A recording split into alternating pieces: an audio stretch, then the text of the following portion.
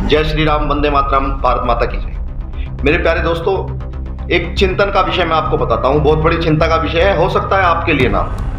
आप सोच रहे होंगे कि चिंतन का विषय कौन सा बड़ा सोच मैंने सोच ली होगी। नहीं दोस्तों, आप लोगों के बीच की भी बात है। आप भी सोचते होंगे कि जब आपके यहाँ पर कोई अंतिम संस्कार होता है, मेरे परिवार में या कहीं भी, किसी भी उसमें, कहीं कोई मेरे दादाजी या कहीं भी जब कोई ऐसी बात हुई तो मेरे मन में भी ये विचार आया।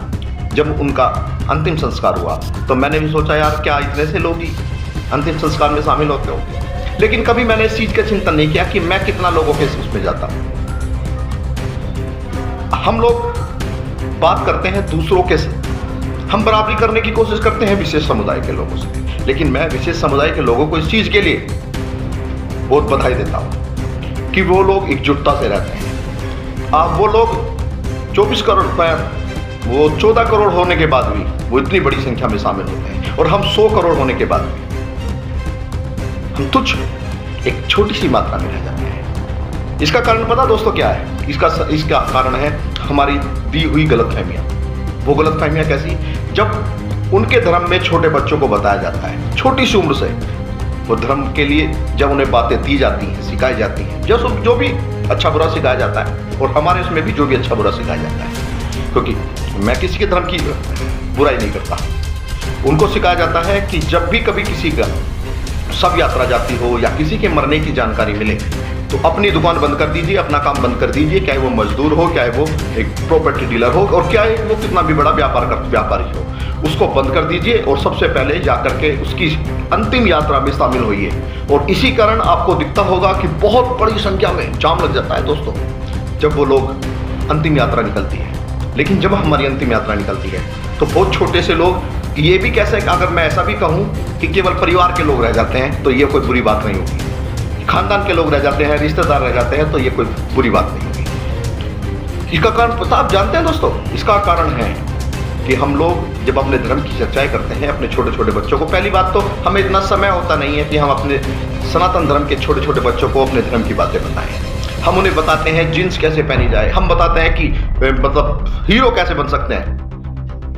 उल्टी सीधी बातें हम उन्हें बताने की कोशिश करते हैं, आप ये कपड़े पहनो, ये पहनो, लेकिन धर्म की बात करने के लिए हमारे पास समय नहीं होता। और अगर समय होता भी है तो हम क्या बताते हैं? अंतिम यात्रा के आसपास भी नहीं जाना। जिसके घर में तू ये, उसके तो घर बिल्कुल नहीं जाना, क्योंकि अगर तुम जाओगे तो उसकी आत्मा तुम्हारे साथ आ जाएगी और वो भूत बन करके तुम्हें चिपक जाएगा।